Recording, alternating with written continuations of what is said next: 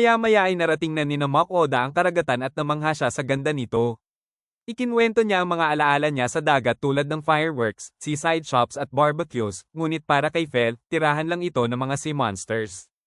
Pagdating nila sa Berlin, nagtaka si Mark Oda dahil kilala ang lugar sa sariwang seafood. Isang lalaki ang nagsabi na wrong timing ang kanyang pagpunta dahil may kraken na lumitaw malapit sa pampang 3 araw na ang nakalipas, kaya hindi sila makapangisda. Napansin din nito ang mga familiar ni Mark Oda at sinabing siguradong magugustuhan nila ang fresh seafood ng lugar. Nagpakilala ang guildmaster ng lugar na si Marks at nabanggit na narinig na niya sina Mark Oda mula kay Goren kaya hinihintay ang kanilang pagdating. Ipinaliwanag ni Marks na may isang birang party na nasa lugar nang magpakita ang Kraken, ngunit tinanggihan nila ang quest dahil masyadong mahirap talunin ng sea monster. Narinig din ni Marks na tumatanggap si Mark Oda ng mga high-level jobs at tinanong kung kukunin niya ang quest. Agad itong tinanggap ni Phil dahil masarap daw kainin ng Kraken, bagay na ikinatuwa ni Marks kahit nagtaka siya kung edible nga ba ito. Sinabi ni Mark Oda na magpe-prepare lang sila at agad ding aalis at nagtanong kung nasaan ang Merchants Guild para makapag-rent ng bahay. Tugon ni Marks, siya na ang susulat sa Merchants Guild at sisiguraduhin may maayos silang matitirhan. Namangha si Mark Oda nang makita na parang isang mansion na naman ang kanilang matitirhan, isang villa pala ito na dating pagmamay-ari ng isang maharlika. Hindi rin niya napigil ang hangaan ng tanawin sa paligid. Dahil sa laki ng bahay, sabik sina Sui at Dole na libutin ang buong lugar, habang si Phil naman ay nagpaalala na oras na para magluto ng dinner. Laking gulat ni Mark Oda nang makita na pati ang kitchen equipment ay top quality. Matapos mag-isip sandali, napagdesisyonan niyang magluto ng hayashi rice. Bumili siya ng mga ingredients sa kanyang online grocery at gumamit ng Minotaur meat.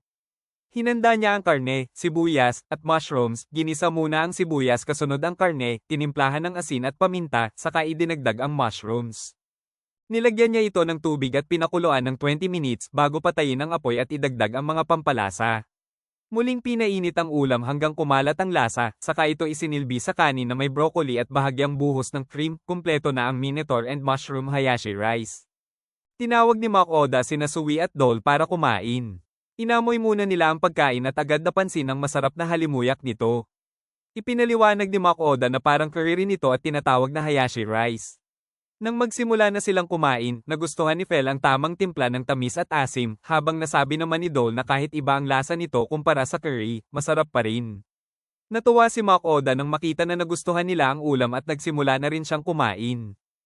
Hindi na siya nagtaka nang maubos nila ang lahat ng pagkain. Pagkatapos, nagbanggit si Sui na gusto niyang kumain ng cake na agad namang sinang-ayunan ng dalawa. Wala nang nagawa si Mark Oda kundi bumili ng desserts na labis ikinatuwa ng tatlo.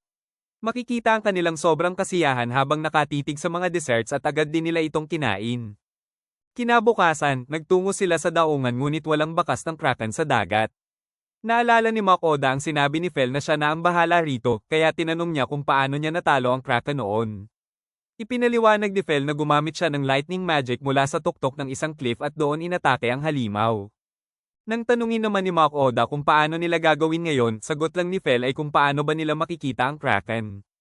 Nagulat si Mark Oda dahil inakala niyang may paraan si Phil para hanapin o lapitan ito, ngunit sinabi lang ni Phil na kaya niya itong talunin basta't nakikita niya.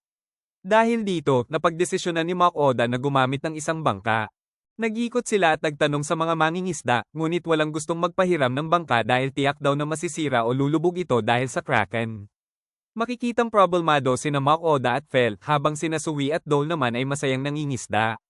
Nang makita ito ni Mark Oda, tila nabuhayan siya ng loob at may naisip na paraan. Ginamit ni Sui ang kanyang gigante-size skill at doon sumakay sina Mark Oda upang makapag-travel sa karagatan at hanapin ang Kraken.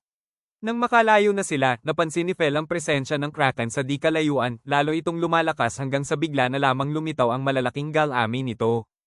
Agad nilang napansin na may isang sea serpent na nakapulupot dito at tila naglalaban ng dalawang halimaw. Agad na sinabi ni Phil na siya na ang bahala sa Kraken, habang si Dole naman ang haharap sa sea serpent. Sabay nilang inatake ang mga ito at napakadali nilang natalo ang parehong halimaw. Nagtampo si Sui dahil hindi siya nakalaban, ngunit pinaliwanag ni Mark Oda na malaki na ang naitulong niya at may ipapagawa pa siya rito. Binuhat ni Sui ang dalawang sea monster at sinubukan ni Mark Oda na paghiwalayin ang mga ito. Habang ginagawa nila yon, may napansin si Phil at agad niyang sinabihan si Sui na bitawan ang hawak nito. Pagkabitaw ni Sui, biglang lumitaw ang isang napakalaking sea monster na balak kainin ng Kraken at sea serpent. Nang makita ito ni Sui, nagalit siya at agad inatake ang higanteng halimaw dahilan upang mapatay din ito. Natuwa si Makoda at naramdaman din ni Fel na wala nang natitirang monster sa paligid. Sinuri ni Makoda ang napakalaking halimaw at nalaman niyang ito ay isang Asphodotl 1, isang S-rank monster na edible. Dahil dito, napagdesisyonan niyang ilagay ang lahat ng mga halimaw sa item box at bumalik na sila. Hindi makapaniwala ang Guildmaster nang malamang nakabalik na sina Makoda kahit isang araw pa lamang ang lumilipas. Nang sabihin niya ang dala nila, sa kanya naunawaan ang paliwanag ni Makoda na ang Sea Serpent at Kraken ay naaakit sa mga isda sa lugar, habang ang Asphodotl 1 naman ay naaakit sa dalawang halimaw. Sa huli, nagawa nilang talunin ang lahat at dala pa nila ang mga ito. Natanong ng Guildmaster kung saan sila humiram ng bangka dahil may sarili naman ang guild at napabuntong hininga na lamang sina Makoda. Dahil sa sobrang laki ng mga halimaw, pinapunta sila sa processing area. Laking gulat ng lahat sa laki ng Kraken at mas lalo pa nang marinig na may Sea Serpent at Asphodotl 1 pa. Agad na ipinutos ng Guildmaster na katayin ng Kraken habang sariwa pa ito. Sinabi ni Makoda na matapos ang pagproseso, nais niyang ayusin ang lahat ayon sa napag-usapan nila kanina.